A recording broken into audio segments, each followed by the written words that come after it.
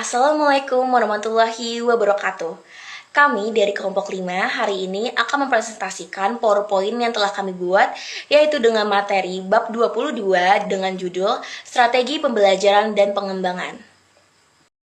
Berikut adalah nama anggota kelompok dari kelompok 5, yaitu yang pertama adalah saya sendiri, Elsya Gusti Lestari dengan NPM akhir 014.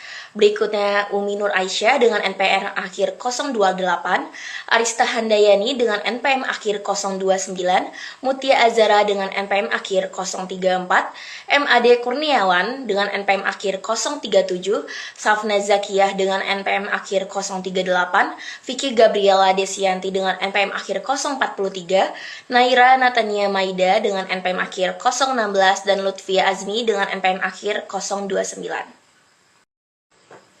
Selanjutnya terdapat tujuan pembelajaran, yaitu yang pertama tujuan pembelajaran dan pengembangan strategis, yang kedua filosofi pembelajaran dan pengembangan strategis, yang ketiga strategi untuk menciptakan budaya pembelajaran, yang keempat strategi pembelajaran organisasi, dan yang kelima strategi pembelajaran individu. Sebelum kita masuk lebih lanjut, alangkah baiknya kita mengetahui pembelajaran dan pengembangan strategis itu apa. Jadi, pembelajaran dan pengembangan strategis itu adalah pendekatan jangka panjang untuk memastikan organisasi memiliki tenaga kerja yang kompeten dan terlibat.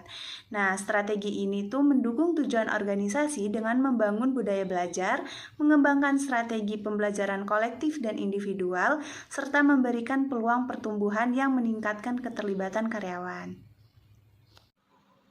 Baik, selanjutnya adalah tujuan pembelajaran dan pengembangan strategis.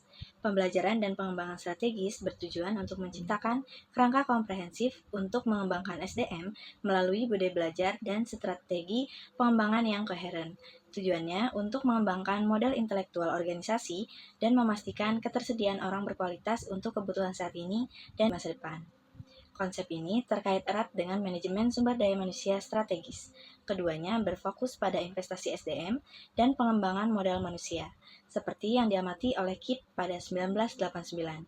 Tujuan utamanya adalah menciptakan kondisi yang memungkinkan potensi terpendam karyawan terwujud dan membangun komitmen terhadap tujuan organisasi. Selanjutnya yaitu ada filosofi pembelajaran dan pengembangan strategis. Yang pertama yaitu ada terintegrasi dengan strategi bisnis dan SDM. Artinya, proses pembelajaran tidak dilakukan secara terpisah, melainkan selaras dengan arah dan tujuan bisnis serta pengembangan sumber daya manusia. Nah, ini penting agar pelatihan dan pengembangan yang dilakukan benar-benar mendukung pencapaian visi dan misi organisasi.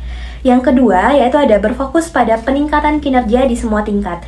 Nah, filosofi ini menekankan bahwa peningkatan kinerja harus merata, tidak hanya pada level manajerial, tetapi juga mencakup seluruh jenjang jabatan. Hal ini memastikan semua pihak memiliki peran dalam pencapaian tujuan organisasi. Nah, yang ketiga yaitu ada mendorong semua orang untuk belajar dan berkembang sesuai kapasitas maksimalnya. Nah, setiap individu itu pasti memiliki potensi, dan filosofi ini mendorong agar mereka diberi kesempatan dan ruang untuk terus belajar serta berkembang sesuai kapasitas terbaiknya. Nah, yang keempat yaitu ada menyediakan kerangka pengembangan pribadi melalui pembelajaran mandiri dengan dukungan mentoring. Organisasi perlu menyediakan sistem yang memungkinkan karyawan belajar secara mandiri. Namun proses ini tetap perlu diarahkan melalui bimbingan atau mentoring agar tujuan pengembangan pribadi tercapai secara efektif. Nah, yang kelima atau yang terakhir yaitu memberikan kesempatan belajar dengan tanggung jawab utama pada individu. Nah, karyawan ini didorong untuk aktif dalam pengembangan dirinya sendiri. Artinya, tanggung jawab untuk belajar tidak hanya dibebankan pada perusahaan, tetapi juga harus menjadi kesadaran pribadi setiap individu. Nah, filosofi ini menciptakan budaya pembelajaran yang menekankan kemandirian, pengembangan jangka panjang, dan pemberdayaan individu. Dengan filosofi-filosofi ini, organisasi tidak hanya membentuk karyawan yang kompeten, tetapi juga membangun ekosistem pembelajaran yang berkesinambungan. Ya, masuk ke pembahasan mengenai strategi untuk menciptakan budaya belajar. Jadi, tujuan utama pembelajaran dan juga pengembangan strategis adalah untuk menciptakan budaya belajar yang didukung oleh semua pihak. Budaya ini mengedepankan pembelajaran sebagai proses penting organisasi dengan ciri yaitu adalah pemberdayaan, pembelajaran mandiri, dan juga pengembangan kapasitas dalam jangka panjang. Dan berikutnya adalah mengenai 7 langkah-langkah untuk menciptakan budaya belajar dalam lingkungan pekerjaan. Yang pertama adalah mengedepankan visi bersama mengenai masa depan. Yang kedua adalah memberdayakan karyawan dengan otonomi yang didukung. Yang ketiga, memberikan lingkungan pembelajaran yang mendukung. Yang keempat adalah memberikan bimbingan, waktu, sumber daya, dan juga umpan balik. Yang kelima adalah menjadikan manajer sebagai panutan atau contoh. Yang keenam adalah mendorong pengembangan komunitas praktik. Dan yang ketujuh adalah menyelaraskan sistem dengan visi organisasi. Selanjutnya ada strategi pembelajaran organisasi. Organisasi sebagai sistem pembelajaran berkelanjutan dideskripsikan oleh Mersic 1994 sebagai proses perubahan sistem terkoordinasi yang memanfaatkan memori, struktur, dan budaya organisasi untuk pengembangan.